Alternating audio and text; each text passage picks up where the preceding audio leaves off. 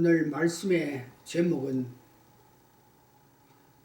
말씀의 즉각 응답함의 위력이라는 제목으로 말씀드립니다.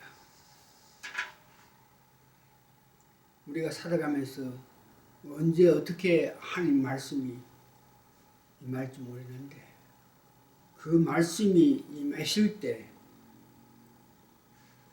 어심없이 즉각 응답할 수 있는 믿음이 참 중요합니다.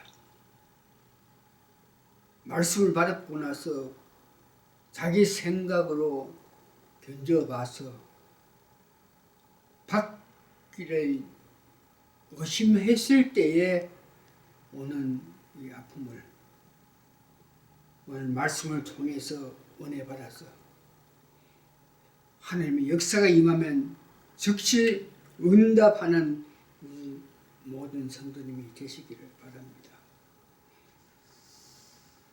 예수님께서 탄생하시기 1년 6개월 사이에 일어났던 사건인데 하나님의 뜻을 바로 이해하지 못함으로 그 일어난 아픔과 말씀에 바로 응답하였을 때 오는 축복에 관해서 오늘 말씀을 드립니다. 오늘 본문에 말씀을 의심한 첫 번째의 사건을 말씀드립니다. 누가복음 1장 13절에서 20절 사이의 내용인데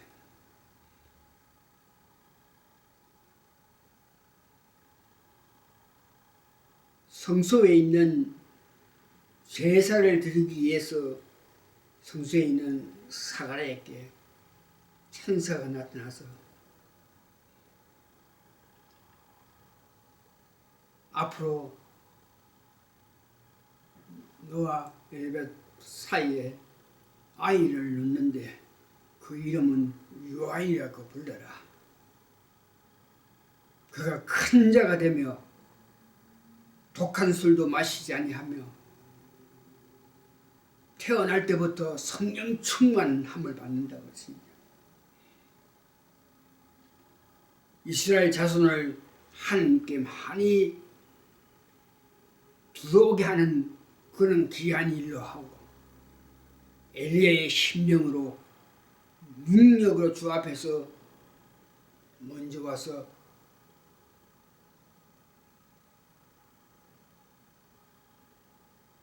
백성들로 하여금 예수님을 영접할 수 있는 그 길을 만들어준다 그랬습니다. 이와 같이 천사가 직접 태어날 아이는 요한이요 그가 와서 이 땅에서 해야 될 그 귀한 일을 말했는데도 불구하고 누가복음 1장 18절 사가랴가 천사에게 이렇게 말합니다. 내가 그것을 어떻게 알리요? 내가 늙었고 아내도 나이가 많은데 어떻게 애를 낳을 수 있겠습니까? 지금 말로 하면 다 끊어졌다 이거죠. 애를 생성할 수 있는 그런 나이가 경수가 다 끊어졌다 그런 입장이고 나도 늙어서 그런 관계를 할 수 없는 그런 입장인데 어떻게 애를 낳는다 그러면서 천사가 말한 그 말에 의심을 했습니다. 의심한 결과 사가랴는 아이가 태어날 때까지 말을 못하는 다시 말해서 벙어리가 되는 신세가 되었습니다.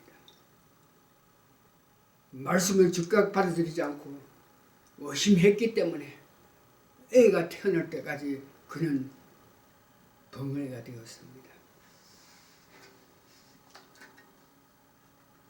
오늘 두 번째 사건은 누가복음 1장 30절에서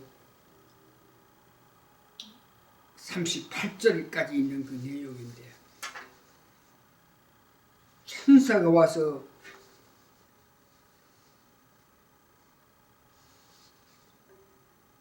태어날 아기 예수는 온 인류를 구원할 우리의 구세주라. 그러니까 예수 성령으로 잉태하는 그 예수를 너 몸에 받아들이라 이렇게 말을 했습니다.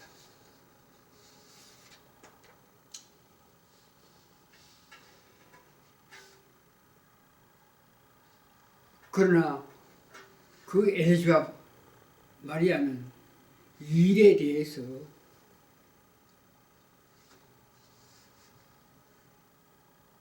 그 아이는 높으신 이의 이름이라 할 것일 것이고, 주 하나님께서 그 조상 다윗의 왕위를 그에게 주신 그런 귀한 이가 태어날 것이다.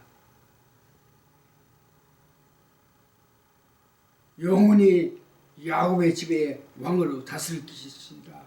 이렇게 말했는데도 불구하고 마리아는 그 당시 요셉 한 남자하고 정혼을 했으나 성적인 관계를 하지 않은 상태, 남자를 모르는 그런 상태에 있는 거기 때문에 하나님께서 그렇게 상세하게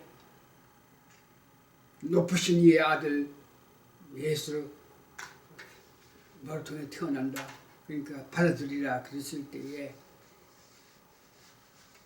1장 34절에 마리아는 이렇게 이야기합니다. 나는 남자를 알지 못하니 어찌 이런 일이 있으리까, 이렇게 말하면서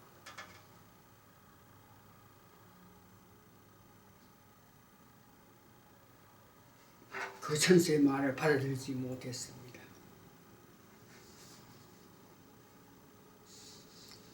그와 같이 천사의 말씀을 받아들이지 않고 나중에 천사가 그의 사촌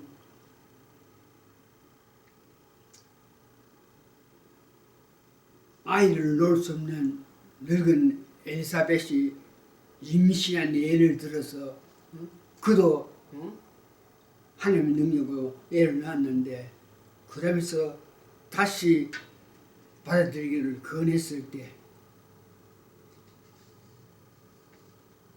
그때 비로소 마리아는 계집종이니 말씀대로 내게 이루어지리라 그렇게 하겠습니다 하고 응답을 했습니다. 이에 사가랴와 마찬가지로 마리아도 바로 응답을 하지 않음으로 통해서 받은 아픔을 이렇게 알아보는데, 첫 번째, 그가 살아있는 동안에는 예수님이 12살 되던 해에 6월절에 궁전에 가서, 그래서 6월절에 뭐 각종 행사에 이리저리 바쁘고 뭐 했기 때문에 예수님에 대한 12살 된 아기 예수에 대해서 전혀 관심이 없이 3일 동안 전혀 관심이 없이 지나다가 예수를 잊어버린 그 사건.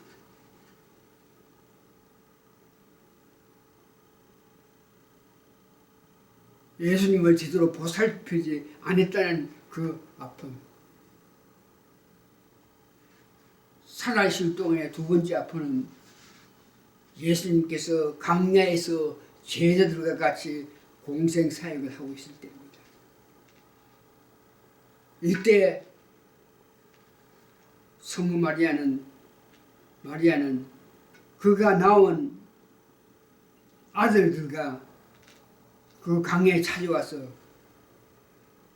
메시아의 사역을 하는 예수님을 이해하지 못하고 정상적인 사고를 가지지 못한 사람인 것까지 취급하면서 그를 데리러 왔던 그 사건. 이것이 천사가 와서 예수에 대해서 말씀했는데도 불구하고 바로 받아들이지 않아서 그가 살아있는 동안에 일어났던 그 아픔입니다. 그가 바로 응답하지 않고 나중에 천사가 이런저런 얘기를 통해서 설득했을 때 비로소 대입종입니다 하면서 받아들였던 그 일로 인해 가지고 마리아가 죽은 후에 죽고 나서 오늘 지금까지 세상에서 일어난 일들 오직 예수란 개신교의 관점으로 볼 때 성모 마리아라고 경배받는 것과 성모 마리아가 중재 역할을 한다. 사람들과 예수님과의 관계를 중재 역할을 한다. 사람들과 하나님 관계를 중재 역할을 하는 그런 가오로 통해서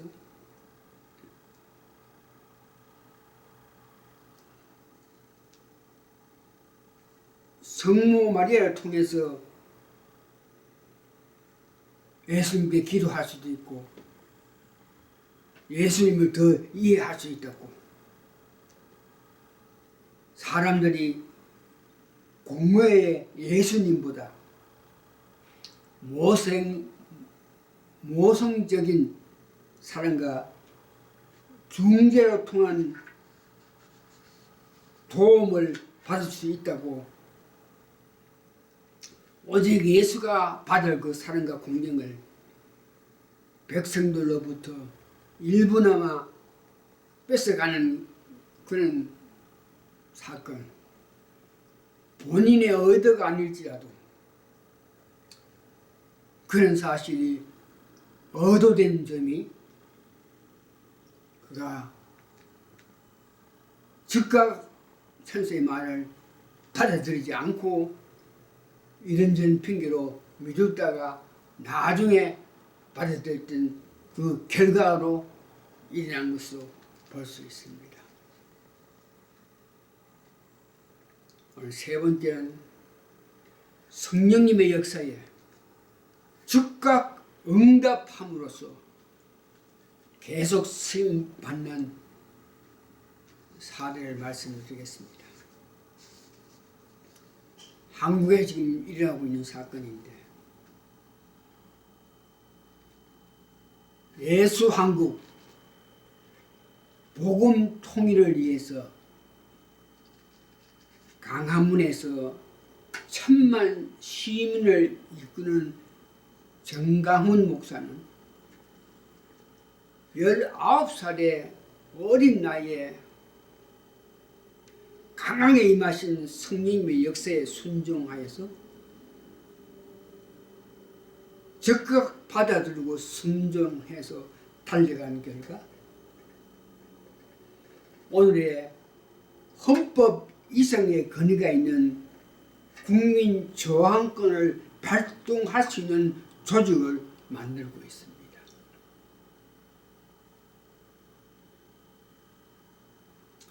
두 번째 사례는 저에 관한 이야기인데 1980년 그러니까 지금부터 45년 전이죠. 마음에 임한 성령님의 역사에 즉각 나의 생명보다 더 귀한 나의 구세주로 영접한 후 즉각 영접한 후 바로 성령님의 역사가 나타나서 나를 인도하는 것이 44년 된 오늘까지 계속적으로 인도를 받고 있는 것입니다. 말씀을 정리합니다. 성창절에 빛이 있으라 하신 하나님께서 우리 인류를 구원하기 위해서 인간의 옷을 입고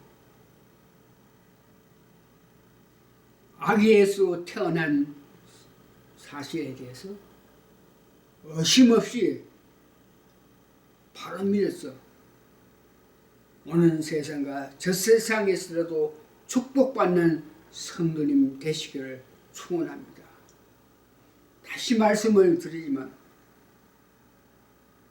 의심하여서 이치에 맞지 않다고 주저하고 반대함으로 그 오는 아픔을 당하는 것을 여러분들 오늘 말씀을 통해 들었으니 이 말씀 듣는 여러분은 한 사람도 그런 아픔이 없는 삶이 되기를 바랍니다. 우리 삶에서 오직 예수뿐입니다. 아멘. 말씀을 마치겠습니다.